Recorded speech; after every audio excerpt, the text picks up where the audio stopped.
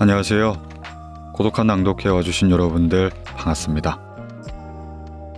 오늘 고독한 낭독회에서는요, 충무공 이순신의 난중일기 준비하였습니다. 난중일기는 이순신이 전라 좌수사가 된 다음해인 임진년 1592년 1월 초부터 마지막 싸움에서 적탄에 맞아 전사하기 이틀 전인 무술년 1594년 11월 17일까지 7년간 쓰인 일기입니다.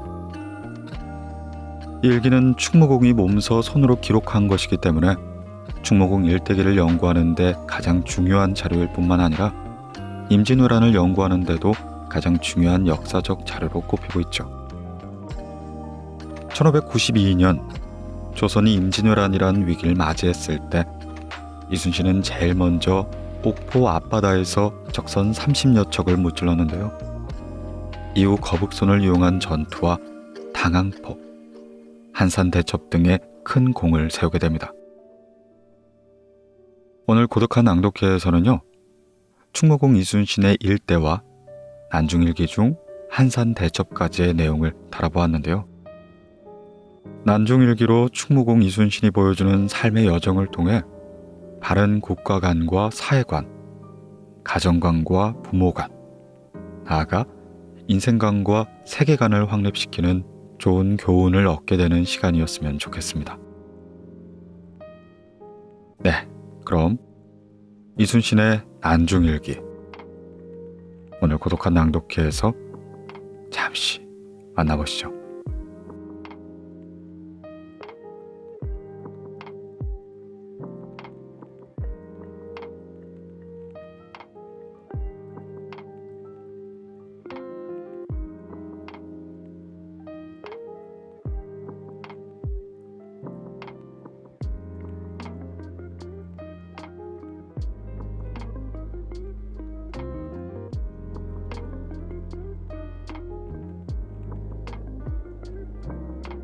나라가 위태로운 이때 이것 같은 충신은 보이지 않구나.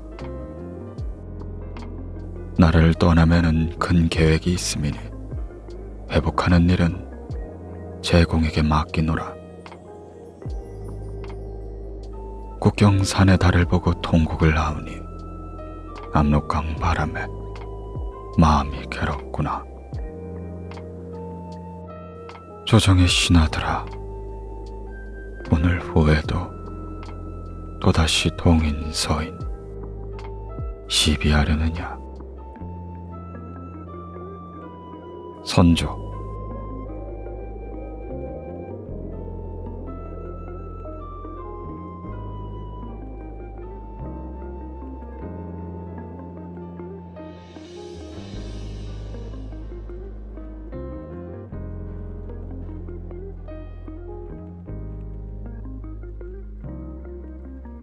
임진년 일기. 마침내 걱정했던 외적의 침략이 시작되다.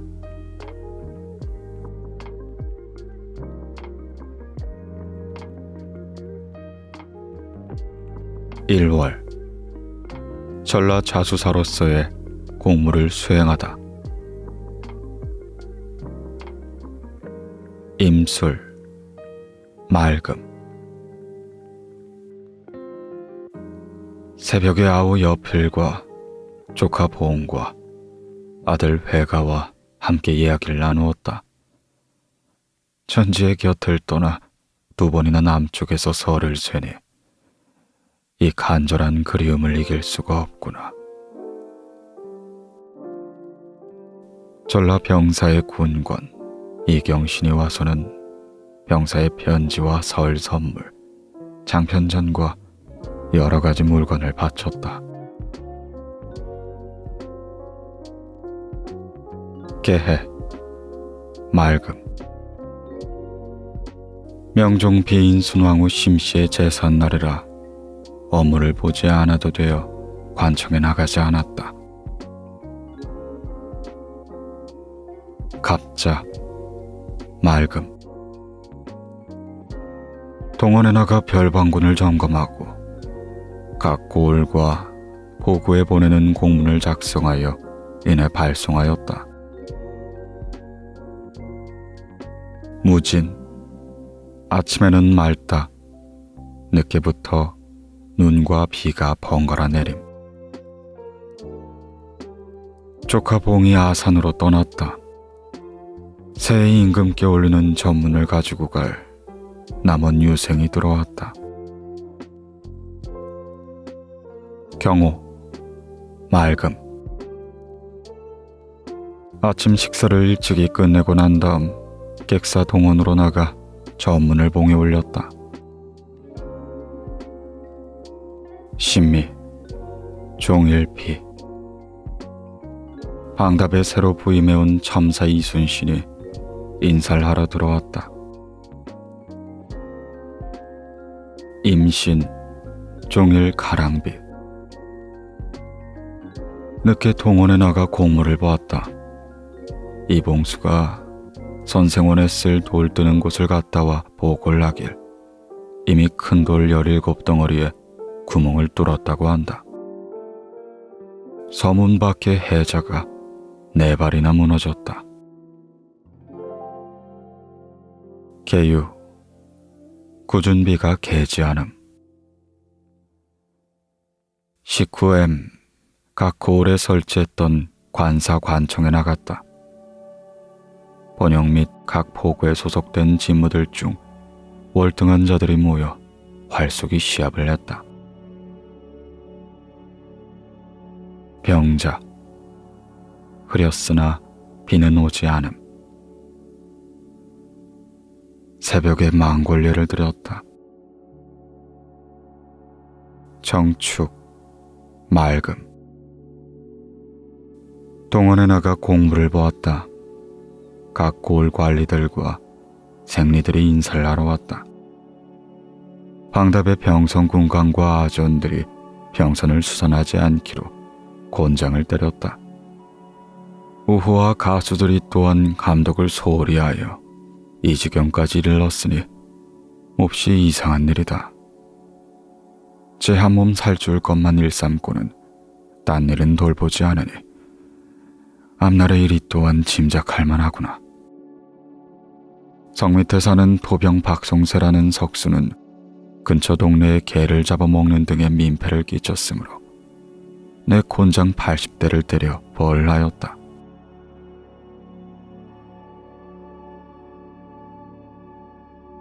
무인, 맑았으나 춥기가 겨울과 같음. 아침에 순찰사와 남원 판자에게 편지를 썼다.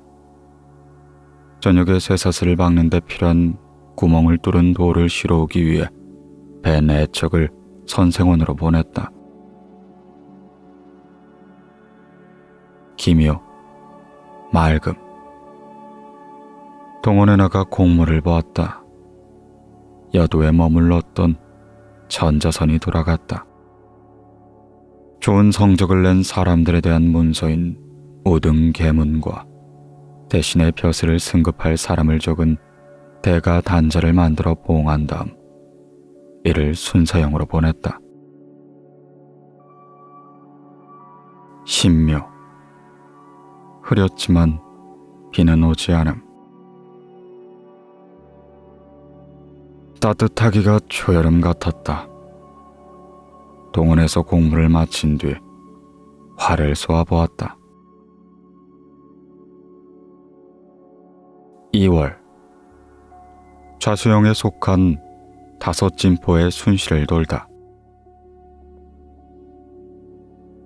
임진, 안개가 끼고 비가 잠시 내리다 늦게 갬. 새벽에 망골례를 올렸다. 선창에 나가서 쓸만한 널빤지를 고르는데 마침 피라미드가 웅덩이 안에 몰려들었기에 2천여 마리를 잡았다. 그대로 전선 위에 앉아 오후 이몽구와 함께 새봄 경치를 구경했다. 을미, 맑음. 동원에 나가 공무를 본 뒤에 북쪽 봉우리 연대 쌓는 곳에 올라가 보니 죽대 쌓는 자리가 매우 좋아 절대 무너질 것 같지가 않았다.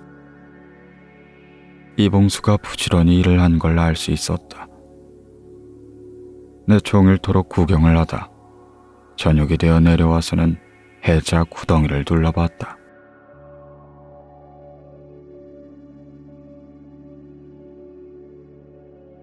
신축. 안개가 끼고 비가 오다 훅 개기도 하고 흐리기도 함. 동원에 나가 일을 봤다. 끼민문이 순찰사형에서 돌아왔다. 순찰사의 편지를 보니 동사들이 뇌물을 받고 명나라에 거짓을 고하며 군사의 동원을 청한 일이 있었다고 한다. 뿐만 아니라 명나라에서는 우리나라가 일본과 무슨 딴 생각이 있는가를 의심하기까지 했다고 하니 흉악스러울 때가 이를 없었다. 동사들이 이미 잡혔다고는 하지만 해계하고 통분하기 이럴 데가 없구나. 갑진, 맑음. 전라 우수사 이혁기가 보낸 군관이 왔다. 이에 화살대 큰 것과 중간 것 100개와 쇠 50근을 보냈다. 을사, 맑음. 아산에 계신 어머니께 문안을 드리고자 나장 2명을 보냈다. 경신, 맑았으나 바람이 세게 붐. 동원에 나가 공문을 보았다. 순찰사에 공문이 왔는데 중의정을 순천 수령으로 보낸다는 것이었다. 참으로 한심한 일이구나. 3월, 거북선의 대포를 시험하다. 신유, 망골레를 드렸다. 아침 식사 후엔 별방군과 정규군을 검열하고 교대를 마친 하봉군은 돌려보냈다. 공부를 마친 뒤엔 활 10순을 쏘았다.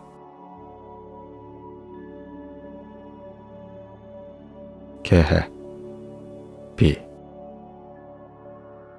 오늘은 3월 삼진날 명절이건만 비가 이렇게 내리니 답청도 할 수가 없었다.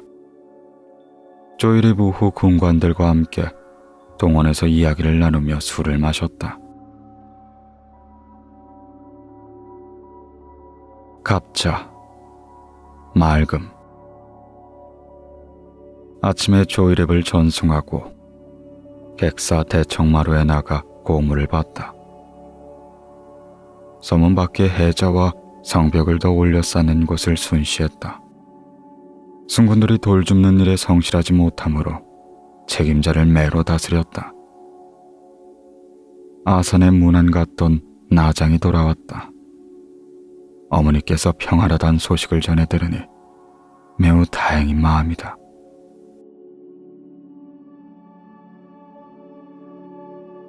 병인, 맑음.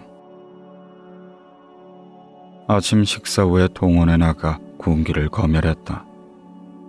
활, 갑옷, 투구, 전통, 환도 등이 낡고 파손되어 쓸모없게 된 것이 매우 많았다. 이에 생리, 군장, 감구 등의 죄를 다스렸다.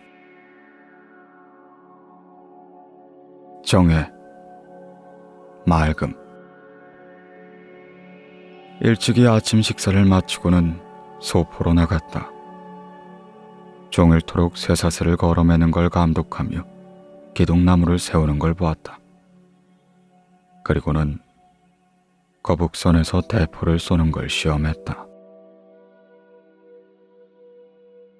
기축, 맑음. 세조비 정희왕후 윤씨의 제삿날이라 공물을 보지 않았다. 아산으로 문안 보냈던 나장이 돌아왔다. 어머니께서 평안하시다니 다행스러운 마음이 일렀다. 4월. 마침내 임진왜란이 일어나다. 경인, 흐림.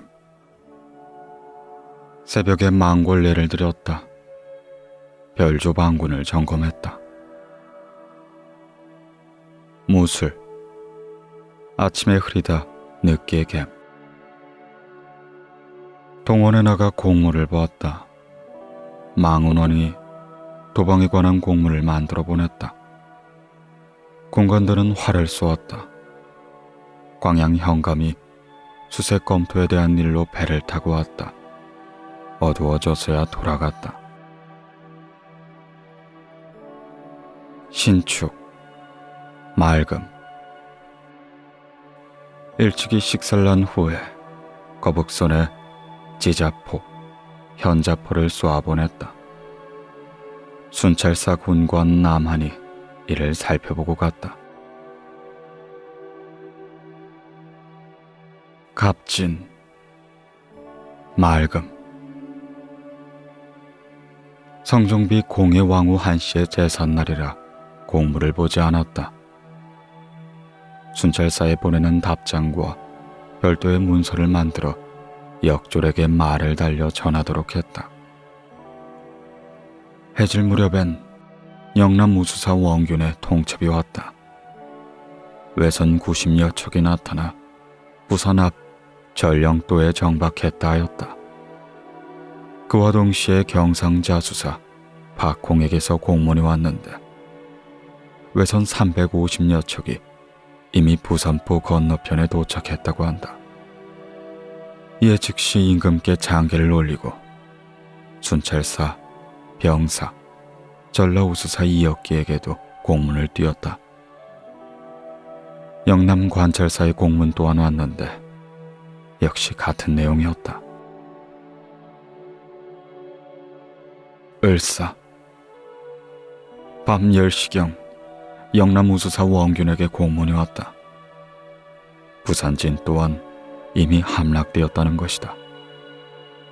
분하고 원통함을 이길 수가 없다. 즉시 임금께 장기를 올리고는 삼도에 공문을 보냈다. 병호. 흐리고 비오다 늦게 갬. 영남 우병사가 공문을 보냈는데 왜적이 부산을 함락시킨 후에 계속 머물러 있다고 한다. 번을 그대로 서는 수군과 번을 새로 서는 수군이 속속 방어진지로 모였다. 정미, 흐림. 이른 아침에 동원에 나가 공문을 보았다. 순찰사의 공문이 왔는데 발포권과는 이미 면직되었으니 대리를 정해 보내라 했기로 그날로 나대웅을 정해 보냈다. 오후 2시경엔 영남 우수사의 공문이 왔다. 동래도 역시 함락되었고 양산 조영규, 울산 이연함, 두 군수 역시 도와주러 갔다 모두 패했다고 한다. 분하고 원통함을 이길 수가 없다. 또한 경상좌병사 이각과 경상좌수사 박홍이 군사를 이끌고 동래 후방까지 왔다 즉시 회군을 냈다고 하니 이 더욱 통분할 일이었다.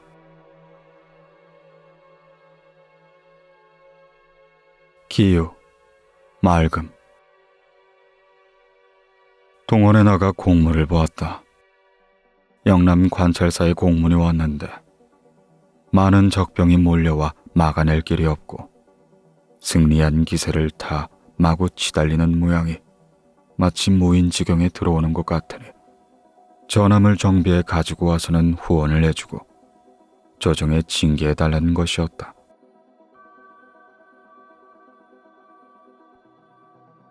(5월) 사천 해전에 처음으로 거북선이 등장하다. 경우.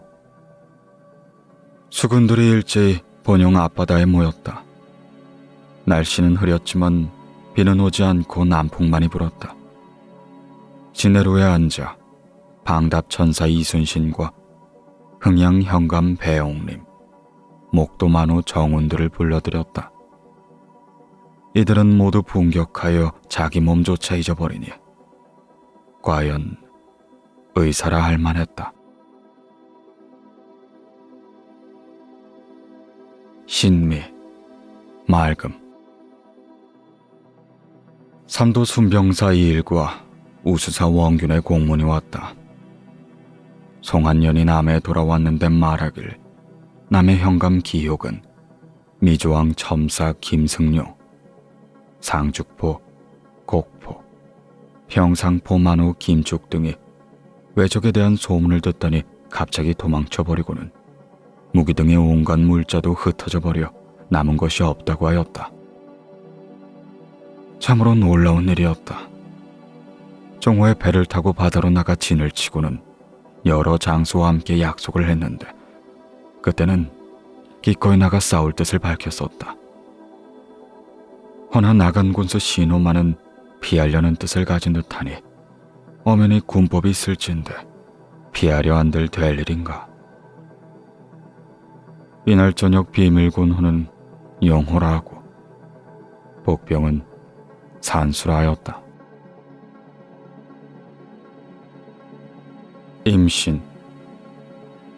새벽에 경상 우수사에게 답장이 왔다. 오후 광양 현감 여영담과 흥양 현감 배옥림을 불러다 함께 이야기를 했거니와 모두 분노를 터뜨렸다.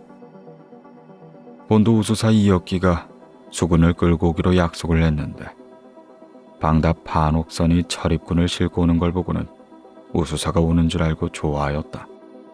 허나 군관을 보내어 알아보니 방답에 배었다.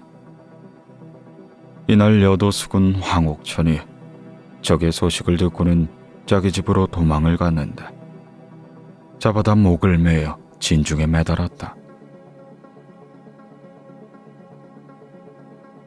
무술, 맑음. 우수사 이역기가 오지 않으므로 홀로 여러 장수를 거느리고 노량에 이르렀다. 만나기로 약속한 장소에서 경상 우수사와 만나 함께 의논을 하다 외적이 머물 곳이 있는 곳을 물으니 적들은 지금 사천 선창에 있다고 했다. 곧장 그곳을 쫓아가 보니 외놈들은 벌써 상륙하여 삼봉우리에 진을 쳤고 배는 그 산 밑에 매달아 놨으며 전쟁에 임한 태세가 매우 당당하였다. 나는 여러 장수들을 독려하며 명령을 내렸다. 일제히 달려들어 화살을 빗발치듯 퍼붓고는 여러 가지 총통을 마치 청둥같이 쏘아보려니 적들은 물러가곤 했다. 화살에 맞은 자가 몇 백인지 그 수를 알 수가 없고 외적의 머리 또한 많이 베어났다. 이날 군관 나대웅이 이 싸움에서 탄환을 맞았고 나도 왼쪽 어깨 위에 탄환을 맞아 등을 관통하였으나 중상은 아니었다. 활을 쏘는 군사와 노를 젓는 사람 중에도 탄환을 맞은 자가 많았다. 적선 13척을 불태우고 물러가도록 했다. 6월 당포, 율포, 당항포 해전에서 왜군을 물리치다. 기해, 맑음. 사량의 뒷바다에 진을 치고는 밤을 새웠다. 경자, 맑음. 아침에 떠나 당포 앞 선창에 이르니 120여 척이 늘어서 정박을 하고 있었다. 이를 둘러싸고 전투를 시작했다. 적선 중에 큰 배 한 척은 크기가 우리나라 반옥선만한데 배 위엔 누각을 꾸며 높이가 이길 쯤은 되는 듯했다. 그 누각 위에 외장이 당당히 버티고 앉아 움직이지 않았다. 이에 편전과 대수 등을 비오듯 어지러이 쏟아부으니 적장은 화살을 맞고 쓰러지게 됐다. 그러자 모든 왜군들이 놀라 한꺼번에 흩어지기 시작했다. 우리의 여러 장졸들이 흩어지는 왜군을 향해 일제히 활을 쏘아대자 맞아 쓰러지는 자의 수를 헤아릴 수가 없었다. 이 싸움에선 적군을 모조리 섬멸하고는 한 사람도 남기지 않았다. 조금 뒤 외적의 큰 배 20여 척이 부산에 들어오니 우리의 군사를 보고 놀라 이내 궤도로 물러갔다.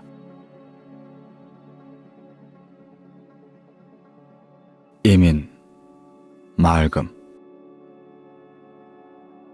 우수사 2학기가 오기를 고대하여 여러 생각에 잠겨 있는데 정오쯤이 되자 우수사가 여러 장소를 거느리고 나타났다. 진중의 모든 장병들이 기뻐 날뛰었다. 군사를 합치고 약속을 거듭한 뒤에 장량포에 묵었다. 계묘. 아침에 떠나 고성 당항포에 이르니 반옥선만한 외석 한 척이 있었다. 배 위에는 누각이 높다란데 소위 장수라는 자가 그 위에 앉아있는 것이었다. 그 밖에 중간 배는 12척이고 작은 배는 20척이었다. 이를 한꺼번에 무찌르고자 일제히 공격하며 화살을 쏘아댔다. 화살에 맞아 죽은 자의 수를 알 수가 없고 외장의 목도 7이나 베었다. 나머지 외병은 육지로 달아났지만 그 수는 몹시 적었다. 이때부터 우리의 군대가 기세를 크게 떨치는 듯했다. 을사, 맑음. 아침에 떠나 영등포 앞바다에 이르니 적선이 율포에 있었다. 복병선을 시켜 탐지를 했더니 적선이 먼저 우리 군사가 온다는 걸 알고는 남쪽 큰 바다로 달아났다고 하였다. 이에 우리 배 여러 척이 일시에 뒤쫓아가기 시작했다. 사도 첨사 기만이 배 한 척을 고스란히 잡았으며 우후도 배 한 척을 사로잡고 녹도 만우 정운도 배 한 척을 사로잡았다. 이날 목을 벤 외적의 머리가 도합 36개였다.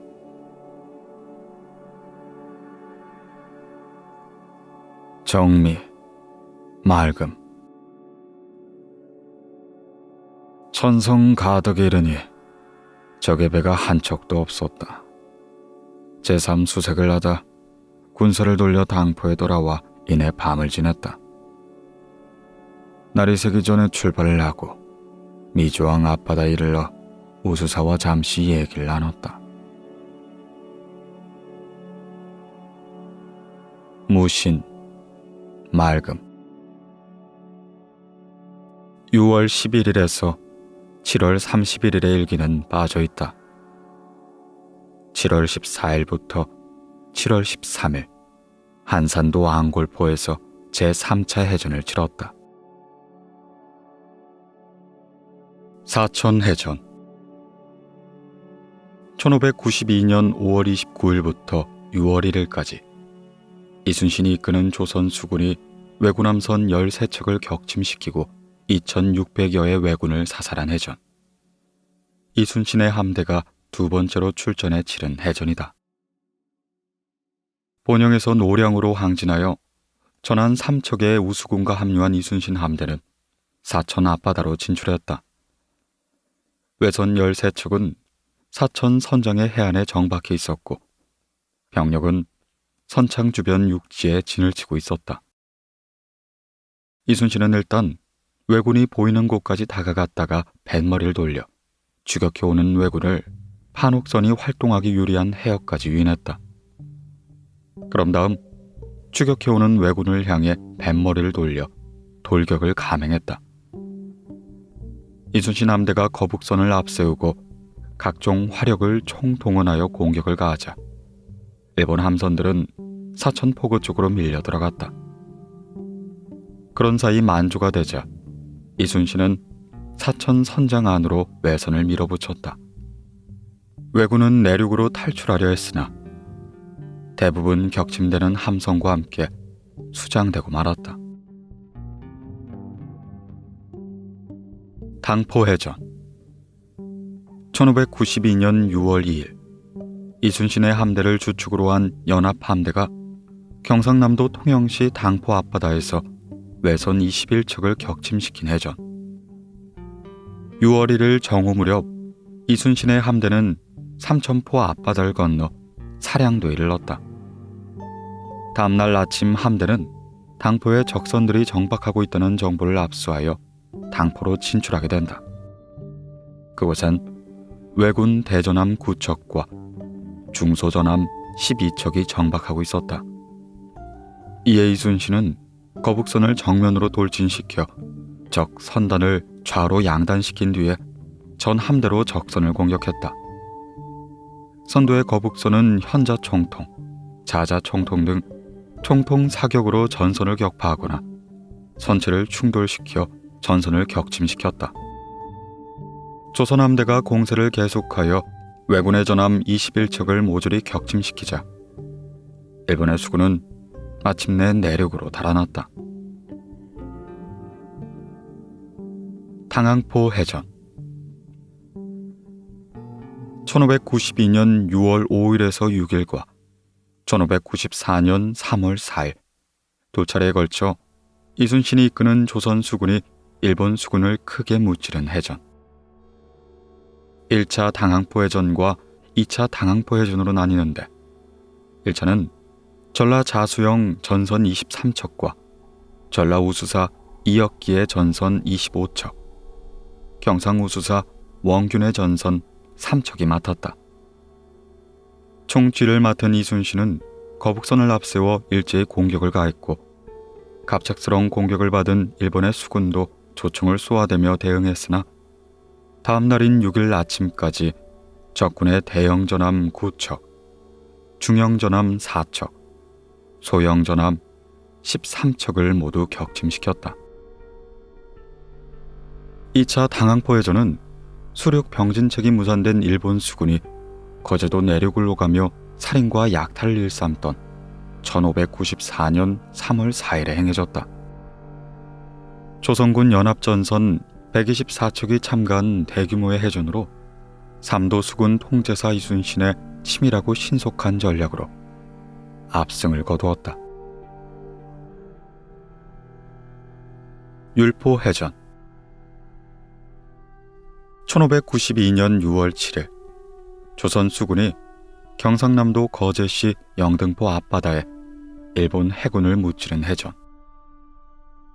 이순신이 이끄는 조선 수군은 영등포 앞바다에서 외선을 경계하던 중 일본의 대형 전함 5척과 중형 전함 2척이 율포에서 나와 부산 쪽으로 도망가는 걸 발견했다. 이에 이순신은 즉시 추격 명령을 내리면서 율포 해전이 벌어졌다. 이 싸움에서는 우후 이몽구가 대형 전함 한 척을 납포하고 한 척을 불태웠다. 우척 후장 기만, 좌척 후장 정운, 중위장 어영담, 가리포 첨사 구사직 등은 외선 5척을 납포 또는 격파하였다. 전세가 불리해진 걸 확인한 외장 구루지야 미치유키는 육지로 도망쳐 자교를 선택했다. 여도건관 김인영과 소기포건관 이영남은 위험한 적중에 뛰어들어 남은 외병들의 목을 베었다. 이 해전은 함포나 적진포 해전처럼 소수의 외선을 상대한 싸움으로 이순신의 철저한 경계로 쉽게 승리할 수 있었다. 한산도 해전. 1592년 7월 한산도 앞바다에서 전라자수사 이순신, 경상우수사 원균, 전라우수사 이역기 등이 일본 수군의 주력 부대를 무찌른 해전. 1592년 4월 조선을 침략한 왜군이 남해 서해로 침범하던 중 옥포와 당포, 당항포, 율포 둥지에서 연전 연패하였다. 그러자 일본의 수군의 유능한 장수였던 와키사카 야스하루는 정예병력 70여 척을 이끌고 거제도를 다시 침범했다. 그 뒤를 이어 제2진의 구키 요시타가가 사심이었죠. 제3진의 가토 요시아키 또한 많은 병력을 이끌고 합세했다. 일본 수군의 동행을 탐지한 이순신은 견내량 주변이 좁고 암초가 많아 반옥선의 활동이 어렵다는 걸 판단한 뒤에 한산섬 앞바다로 적을 유인하여 경멸할 계획을 세웠다. 왜군은 이순신의 계획대로 바다 한가운데로 따라오며 그때까지의 패전에 대한 보복이라도 하려는 듯 의기양양하게 공격해왔다. 싸울 기회를 포착한 이순신은 모든 전선에 하객진을 펴 공격하도록 했다. 여러 장수와 군사들은 지자 총통, 현자 총통 등 각종 총통을 쏘며 돌진해왔다. 그 결과 중위장 권준이 침각대선 한 척을 납포한 것을 비롯해 47척을 격파하고 12척을 납포했다. 외병 400여 명은 당황하여 한산섬으로 도주했다. 뒷날 겨우겨우 탈출했다. 이 해전은 진주 성대첩, 행주 대첩과 더불어 임진왜란의 3대 대첩 중에 하나로 불리게 된다. 하객진. 하객진은 학의 날개 진영의 전법으로 이순신이 임진왜란 때 사용했던 해전법이다. 거북선이 선두에서 공격하고 판옥선이 뒤를 따라오다 적군의 배가 있는 곳에 이르면 학의 날개 모양으로 양쪽으로 넓게 퍼지며 진영을 갖춰 공격하는 방법이다. 이 하객진법의 전략으로 이순신은 한산도 해전에서 크게 승리할 수 있었다.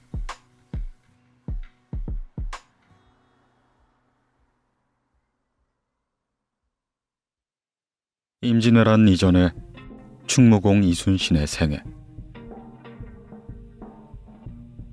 이순신은 1545년 3월 8일 한성 건청동에서 아버지 이정과 조계 변씨 사이에 사남 일녀 중 셋째 아들로 태어났다. 그의 할아버지 이백록은 중종 때 김효사와의 연루되어 고충을 겪은 후 그의 아버지는 벼슬을 외면하고 살았다. 하루는 어머니 변씨의 꿈에 시부 이백록이 나타나 말하기를,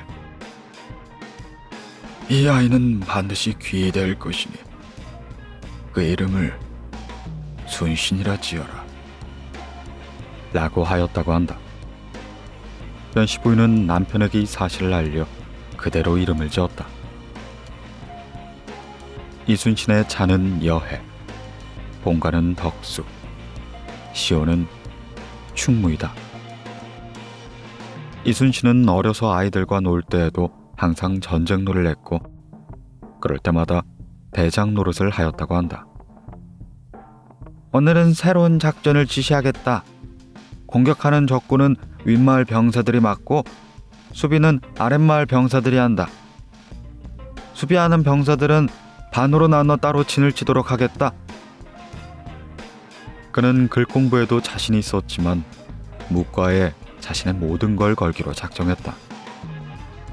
그래서 북쪽 오랑캐와 남쪽 외적들에게서 부모와 백성을 지키고자 군사에 관한 책을 읽을 뿐만 아니라 말타기 연습, 활쏘기, 칼쓰기, 창쓰기를 계속해서 익혀나갔다. 그는 늘 활을 가지고 다녔는데 동네의 어른이라도 옳지 못한 일을 할 땐 곧 활을 당기곤 했다.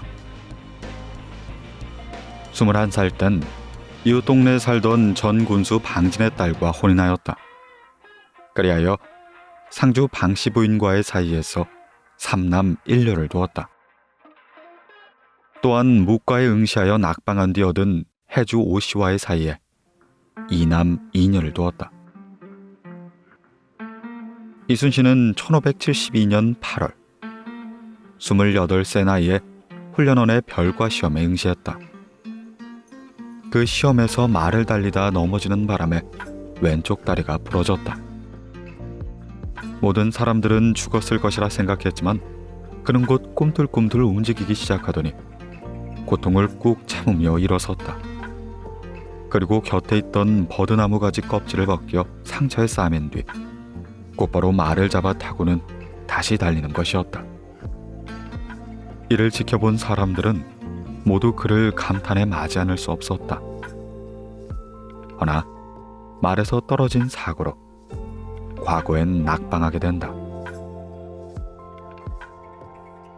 드디어 1576년 봄, 그의 나이 32세에 묵과에 급제하여 함경도 동구비부의 권관이 되었다. 이것이 그의 벼슬길의 첫 출발이다. 1579년 2월, 그의 나이 35세 때 훈련원 봉사로 영전했다. 그때 이순신은 병조정랑 서익이 자신의 친구를 껑충 뛰어 참군으로 승직하는 걸 위법이라 제지하며 원한을 샀다. 이로써 이순신은 불의에 항거하는 공명정대한 강직한 일면을 보여줬다. 그의 10월 충청 병마절도사의 군관이 되어갔다. 1580년 7월 전라도 발포 만호가 되었다. 그러던 1582년 1월 서울에서 군기 경차관이 발포에 와서는 군기가 엉성하다며 이순신을 파직시켰다. 이것은 훈련원에서 그의 청을 거절하였던 서익의 보복 조치였다.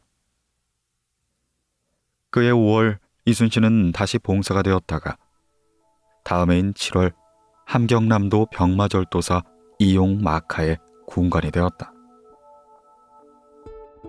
그해 10월엔 함경도 권원보 권관이 되어 만주족 울진의 침입을 막아 공을 세웠다. 그 다음 달인 11월 정기적인 승진으로 훈련원 창군이 되었으나 15일 아버지가 세상을 떼자 고향인 아산으로 내려가 3년상을 치렀다. 1586년 1월 42세의 나이로 복직하여 사복시 주부가 된 지 16일 만에 북방의 호적방어의 중임을 맡았다. 다음해 8월 러시아와의 국경지대 녹둔도 둔정관을 견임하며 국방의 강화를 위해 병력 증강을 요구했다. 허나 절도사 이일에게 거절당하고 만다. 그해 가을 호적이 대거 침입하여 많은 민간인들을 학살했다. 이순신은 호적과 싸워 보로 60여 명을 생포했다. 절도사 이일은 피해의 책임을 이순신에게 돌려 그를 옥에 가두고는 사형에 처할 것을 상소했다. 그러나 무죄가 판명되어 해임으로 그치고는 백의종군하게 된다. 1588년 윤 6월 이순신은 북변 생활을 청산하고 귀양을 하며 한가로이 여생을 보낸다. 그러다 이듬해인 1589년 2월 45세의 나이로 전라순찰사 이강에게 발탈되어 군관이 된다. 11월엔 선정관을 겸했다. 1590년 7월 46세로 고사리진 첨사가 되고 1591년 2월 진도 군수로 임명되어 가리포 첨사로 전직하라는 명령을 받았다. 그런데 그것도 부임되기 전에 같은 달인 12일 전라 좌도 수군 절도사로 임명되었다.